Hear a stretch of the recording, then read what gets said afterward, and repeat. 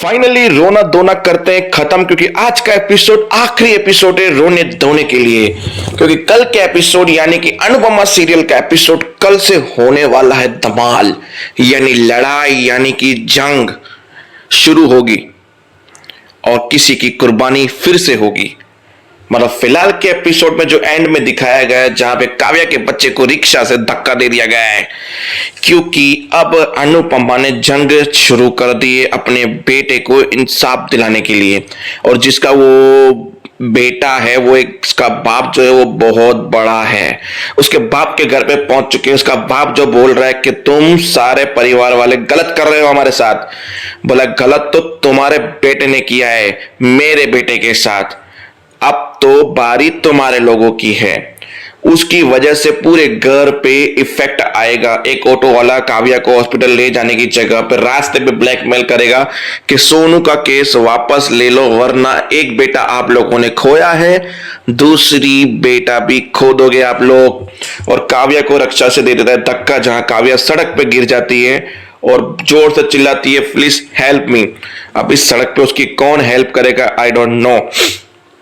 दूसरी बात कि अनुपमा अभी भी अनुज से नाराज है, जहां अनुज बोलता है कि मैं अब इस लड़ाई में तुम्हारा साथ दूंगा। बोला ये लड़ाई मेरी है, ये जंग मेरी है, मुझे किसी का साथ नहीं चाहिए।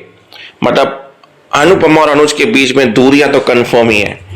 बाकी रही आज के एपिसोड में, तो जहां समर आता है अपनी माँ को समझाता है कि क्यों अपना माँ नाम हटा दिया, आपको हिम्मत रखनी पड़ेगी, मेरी उम्र ही इतनी थी वगैरह वगैरह, इतना लंबा भाषण दिया कि आपको सबको गम से बाहर निकालना होगा। सबको मतलब सबको प्रॉमिस करो, वादा करो। मैं कितना दुखी होता हूं ऊपर जाके, आप रोते हो तो। मेरी उम्र ही इतनी थी मम्मी, अब समझ जाओ, अब 13 दिन हो चुके हैं, क्योंकि सीरियल 13 दिन के बाद का था आज का एपिसोड। तो अनुपमा उठी, सबके लिए कॉफी बनाई, चाय रखी, काव्या के लिए केसर का दूध दिया, सबको दिया और थोड़ा स्माइल से बात की।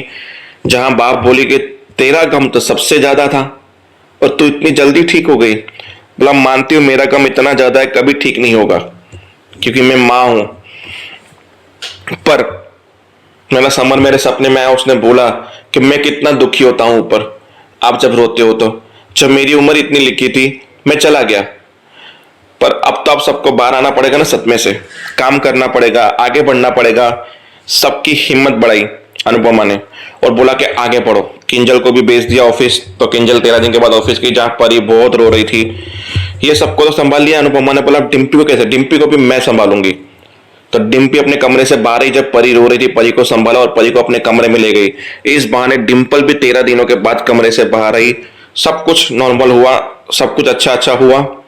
फिर अनुपमा शाह हाउस गई, वहां पे अनुज घबरा रहा था पहले से ही कि अनुपमा मेरा फोन का रिप्लाई नहीं दे रही, जब जा रहा हूँ शाह हाउस में तो मुंह घुमा देती है। मैं इसका क्या मतलब समझू भाई, मेरे को, मैं अनुपमा के बिना नहीं रह सकता। जो जो से चिल्ला रहा था, इतने में पीछे जानू आ गई, इतने में छोटी भी आ गई। तो छोटी को गले लगाया, बोला चलो तुम्हारा प्रोजेक्ट करते हैं और आज तुम्हारा डांस क्लासेस भी है, तो चलो उसकी तैयारी करते हैं। तो अनुज से बिना बात की अनुज के पास में से निकल गई, जहां बोली आपने देखा भाई क्या किया, मैं नहीं कर सकता ऐसे, मैं नहीं सेंड कर सकता, ये मेरे से नहीं हो रहा बर्दाश्त कि अनुपमा मुझसे ऐसे बात कर रही है। तो फिर एंडिंग में क्या हुआ वो मैंने बता दिया, क्योंकि अब सब नॉर्मल हो गया था। अब होगी जंग शुरू, तो देखने में भी मजा आएगा। तो देखते रहिए अनुपमा, तब तक के लिए जय।